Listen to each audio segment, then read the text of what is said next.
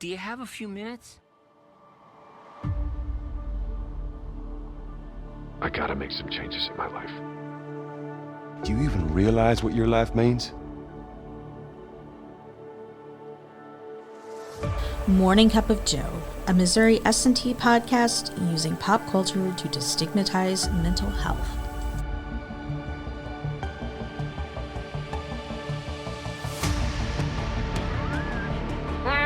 Fake laugh, hiding real pain.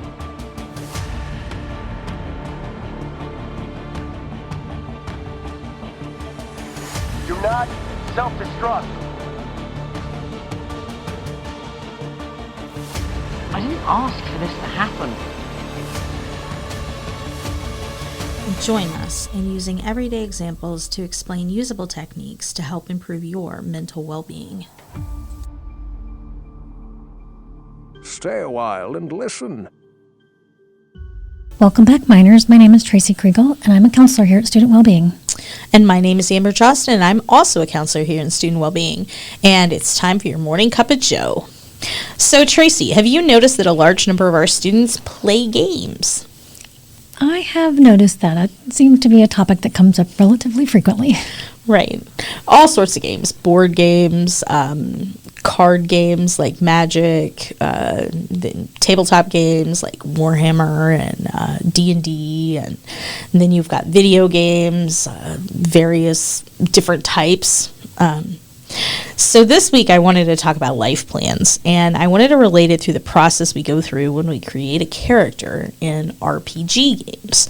I'm going to use Skyrim for this example, and that's just because I've been replaying through Skyrim recently. Fun. But if you play D&D, WoW, or any similar kind of class-based game, this will be very relevant. So back last year, we published an episode on leveling up in SMART goals, and we talked about how when we wanted to power level a character, we created low-level goals that can be used to advance our character. However, how do we decide what skills need to be leveled up? Good question. So when you start the process of creating a character, you have to determine how you want to play the character. Different character classes require different styles of gameplay. So I saw this meme the other day, and it was talking about how the person who made the meme wanted to play a character, but then they ended up accidentally playing a sneaky rogue again.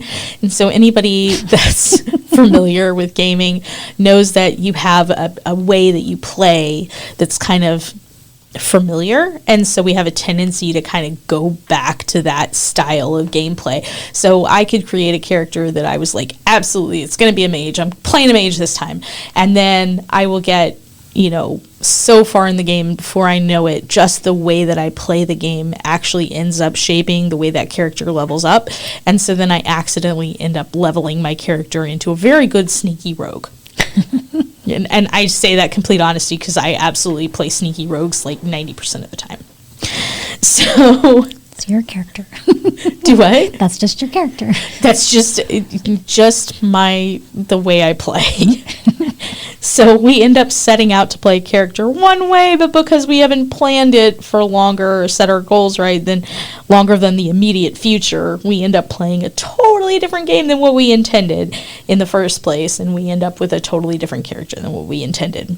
For some games, it doesn't matter a whole lot, but for others, it can close off quest lines that you had planned on doing or make certain missions pretty difficult, if not impossible. So what I'm hearing you say is when you get kind of stuck in a pattern of thoughts or behaviors, it's really like you're kind of circling around in this, or cycle, not thought, but cycle, and you're stuck. Yeah. Or what I like to say is you're hooked. Mm-hmm. And because you're hooked, you're not changing. And so you might have this long-term goal that you've set out to create a new character, but because you're resorting back to that original character that you have, like that's your kind of like go-to. In the end, you're not changing. So maybe we could apply that to a student situation. Give me a student situation that you could think of, Amber. We can go with a lot of students before they come here. They never had to study before. Okay. Like they've never had to really have to work for grades. And then you come here and this is a very competitive, very difficult school. And so they've suddenly have to put a lot more work towards getting their grades up. And so you get a lot of students that come in and then they've got the goal to do well in their classes. They've never had to use those study skills before. They've been able to just retain the information. And now they get in the classes and they go back to those old study habits because that was what, is normal for them. That's what they've always done. And now it's not working for them. Right. So they've resorted to that old pattern of thinking, that old behavior, because they didn't have to study when they were in high school. It came easy. And so they're hooked on that pattern of thought. They're hooked on that behavior of, I don't have to do memorization. I don't have to read the text. And so I want to relate this to the acceptance and commitment therapy choice point. And so when I relate that to this, it's kind of like a map that helps guide us. And so it's simple. It's a simple set of directions that leads us in the direction of our goals. And ACT is like a compass, and then it's like that life plan would be the map that shows us the route to take. Okay. Okay. So what I want you to look at is if there's roadblocks, maybe there's a potentially wrong turn, it shows us how to get back on path if we get lost. And a map not only tells us where we're going, but it also tells us where, in terms of where we're going, it also gives us that direction back towards where we're going, where we're getting to. So kind of, it not only tells you, hey, this is where you're headed, but this is how you get there. Right, exactly. So let's talk about, first, if we want to start, like a picture, or like of our dream picture life, like maybe in 5 years or 10 years or 20 years. So like reality therapy calls this our ideal world, right? Yeah, like what would, like, if everything went away and like you wanted to picture a perfect world of what life would look like, we would call that the ideal world according to Glasser. Okay, gotcha. So where would you work? Are you married? So what does your house look like? Do you have children? Where would you spend your time? And what would your day look like? So how would you picture your life, in your late 20s, after college? So how would that be different? And how would you picture that now? And how would you have grown? Like, what would your tastes be like? And your hobbies have changed? Well, yeah, but how I pictured my life when I was in my 20s is a whole lot different than my life now. Right. And so we want to keep reevaluating and to make sure that our destinations and where we're going is where we want to go, right? And so let's think about that. Let's say that I'm headed to Miami for a vacation, and 12 hours into the trip, I decide I want to go to see Disney, right? And so I can reroute my trip to Orlando, but our life goals are no different. Sometimes there's time and effort invested, and I have to take into account, but it doesn't mean I can't change my mind. If I really want to go to Orlando, I can still go. I just have to adjust and pivot. And so once we have a picture of what we want our life to look like once I decide, okay, my objective is to go to Orlando, what do we do then? Like, how do we create that life map? Right. I think we have to just take stock of where we are in relation to those goals, where our finances are, our relationships, our health, and are we growing as a person? How is our mental well-being? How are we feeling emotionally, our emotional stability? This is like looking to find where we are currently on that map.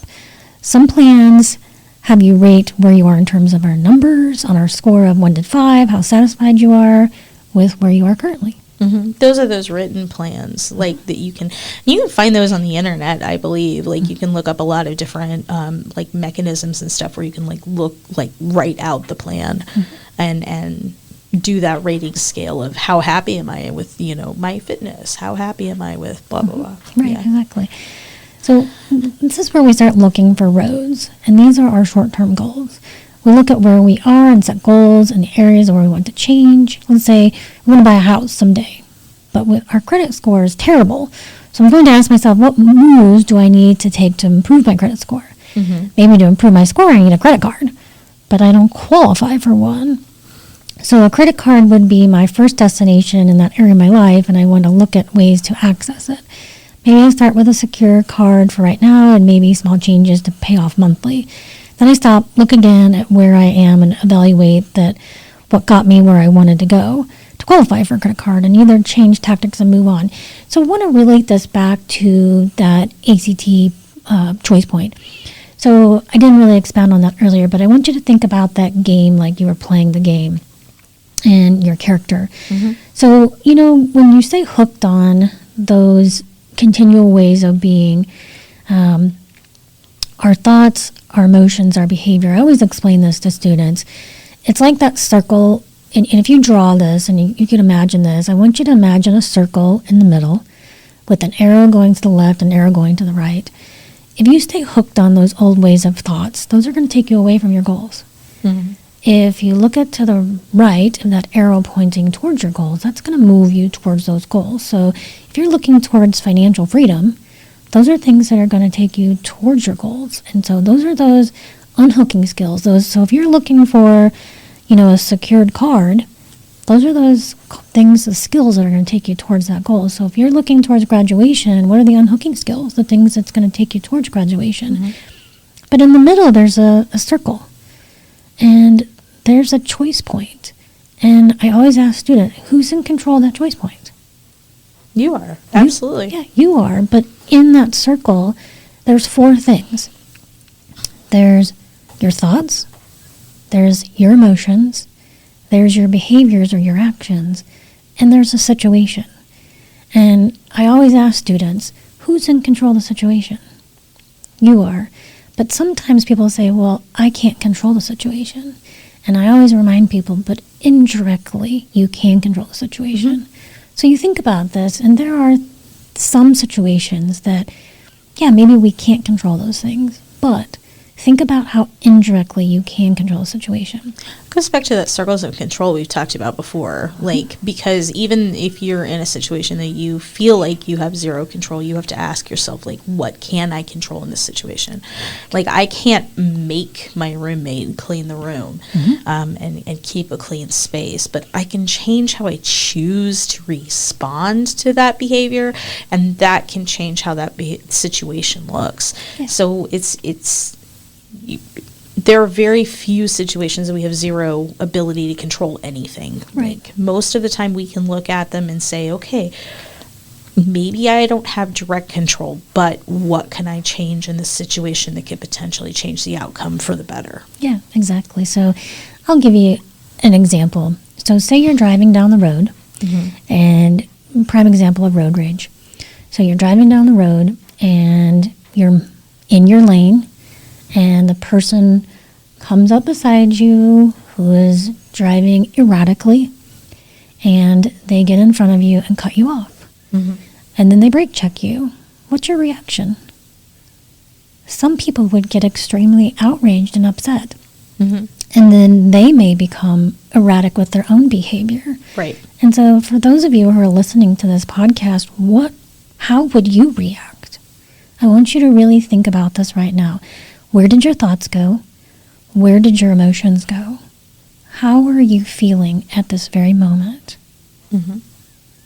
Really question that for yourself, because you are the one who's in control of your emotions and your thoughts and your behavior. If you're sitting there going, I'm angry at that person who's in front of me. I'm upset. I'm feeling out of control. I'm feeling anxious. This is a situation that you can control. You have the ability to be in control of that situation. That person that's in front of you, you can't control them. And so this is the perfect point of acceptance and commitment therapy. That circle of control right there that's in front of you, how you respond to that person is you being in control of you. Yes. And so his behavior was wrong, but he has to be accountable for his actions. You don't have to be accountable for his actions. Right. So you being in your car, you being in control of your car and your emotions is what's important for you. And so you can turn on the radio You can take a deep breath in through your nose, out through your mouth, or you can do what's called a physiological sigh, which is 2 deep breaths in, big deep breath out, which helps activate the parasympathetic nervous system. There's also, I always use a hand lens razor. Have you ever heard of hand lens razor? Explain that to us. So a hand lens razor is never a tribute to malice, that which can best be explained through stupidity. Okay. So, and the reason why, like, I like this example for, like, road rage instances is because we have a tendency to be like, that guy did that on purpose. He was just blah, blah, blah, blah, blah, blah, blah. And it's reminding yourself at that moment, you know, like, taking that deep breath in, having that mindful moment, and then reminding yourself, you know, that person's just stuck in their own point of view, not paying attention. They probably did not see me for whatever reason. That person could have whatever situation. I don't know what's going on. But right now, the only thing I can control is my own actions and how I respond to the situation. And I can't change that other person's situation. No, we own our own emotions. We don't own other people's emotions. So that's very important. And we own our own emotions, and that helps us move forward and take responsibility. So going back to that credit card example, you know, that's those unhooking skills. That's what's moving us forward in our own life plan. And so part of acceptance commitment therapy is unhooking from those old habits, those old skills. And so if we have bad credit, you know, there's old habits that create those, you know, bad credit scores. And so just like that old game player, the player that we used to choose, if we want to unhook from that, be creative, you know, own the new player that you want to be. You know, think outside the box, be creative, you know, tap into those creative juices, you know, own the new player. Right. You know, it's that old adage, dress for the job that you want, not the job you have, kind of thing. Like in this case, you're acting the way that you want to be instead of acting where you're at. So like if you keep, like when we talk about the credit card stuff, like it keep reminding me, you get some people and they get a credit card and maybe their way of coping with stress in the past has been like retail therapy, you know, like, and if their goal is to buy a house, then you get to that point where you ask yourself, okay, is me doing this old coping mechanism really going to help me with my long-term goals? And so maybe you, instead of going out and engaging in a little bit of retail therapy and buying the cool new whatever thing you saw that will make you feel temporarily better but hurt your long-term goals, you stop and you say, okay, this is not going to help me with that. How else can I cope with this emotion in this moment in a healthy way that's not going to hurt my long-term goals? Right, exactly. That's good. Yeah, let's keep moving forward. So, so, you know, at the point where we have to prioritize, what's the most important goal right now? Where do I want to be? Where do I want to make progress? You know, to do that, we have to look at our core values and what's most important to us and ask if our actions are in line with those core values. So what I go back to this, you know, this example I gave about the person who has the road rage, you know, not to have that road rage. If one of my core values is kindness, what I can remind myself is I'm a kind person. That guy, maybe he's having a bad day. I'm going to let my value of kindness drive me getting to work. So I'm just going to wish him well and hope that he gets safely where he's going. Even though his behavior wasn't kind, my value is kindness. Right. So I'm going to honor that and allow my value to get me where I'm going safely. And so that's part of our goals, and we have to unhook from those unhealthy ways of thinking and the emotion of anger, unhook from that, and own our own values. Well, and those core values really become important when we're talking about like conflicting goals. So if you've got somebody that's got a goal of having a marriage and having a career, then sometimes those can conflict because you want to spend enough time with your spouse and engage in enough like connection with your spouse that you allow your relationship to flourish, to move forward, to develop. But at the same time, You also have a lot of pressure to spend a lot of time with your career and moving your career forward and all of this. And so there you only have so many hours in the day. Like, Right. our time is limited. So we have this limited resource and two goals that are conflicting because they're both wanting time from us. And so we have to figure out, okay, what am I going to prioritize? Am I going to prioritize my career over my family and potentially lose my family? Or am I going to prioritize my family over my career and potentially lose out on promotion opportunities and things like that? And that really comes down to a personal choice of what's most important to you. Right. Hopefully finding balance. Right. Well, we try to, and balance is good, but at the same time, like, there are going to be some situations you can't. True. Well, and that's where your SMART goals can come in.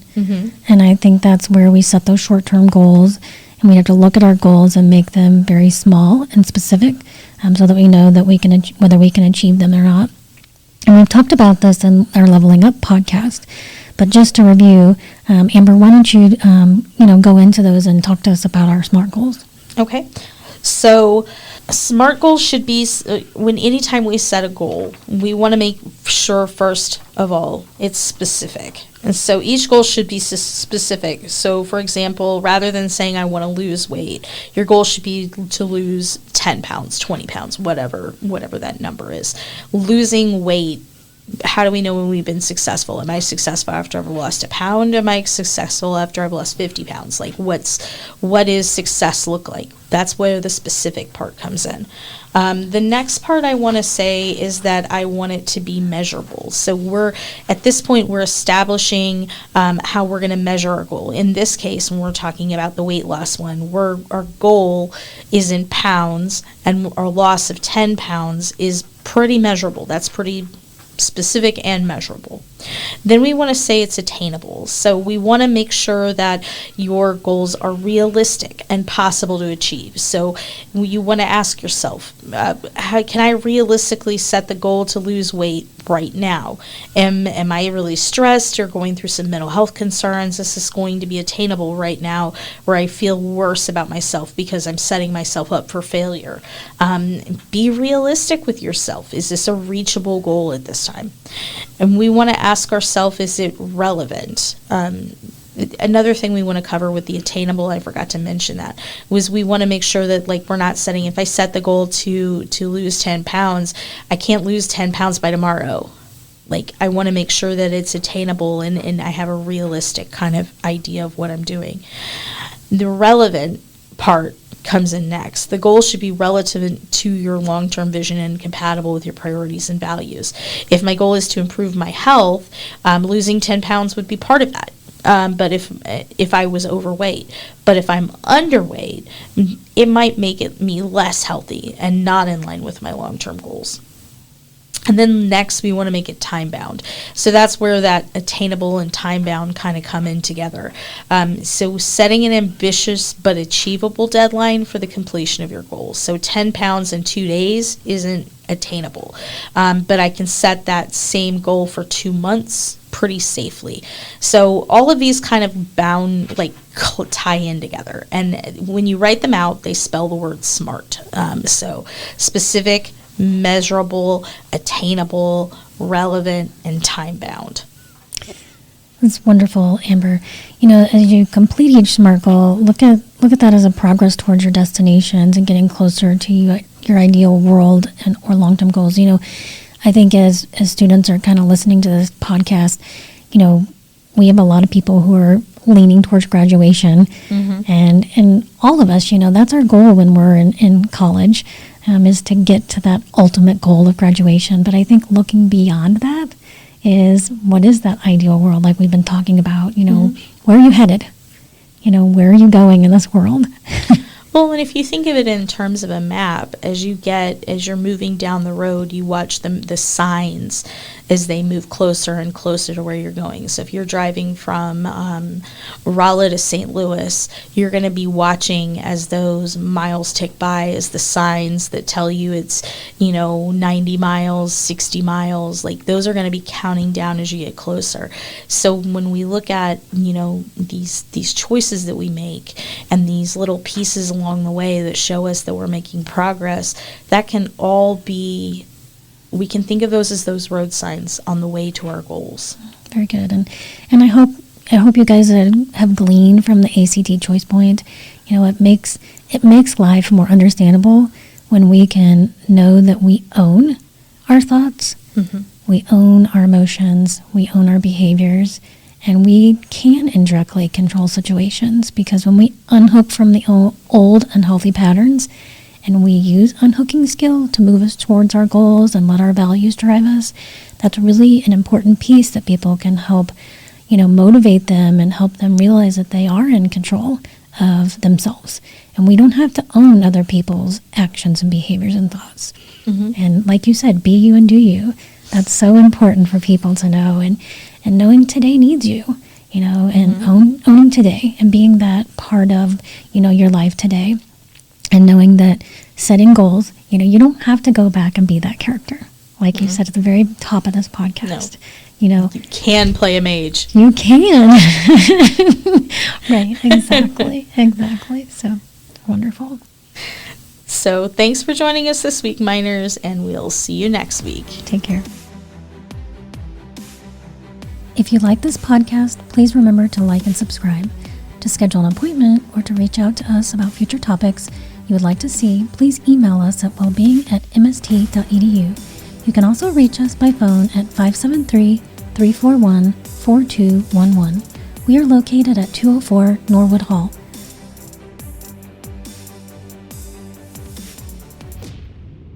I accept the challenge.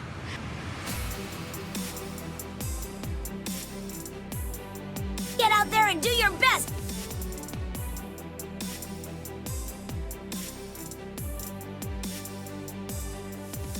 Hey, go easy on yourself.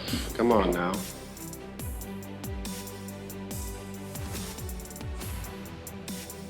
Now you're talking!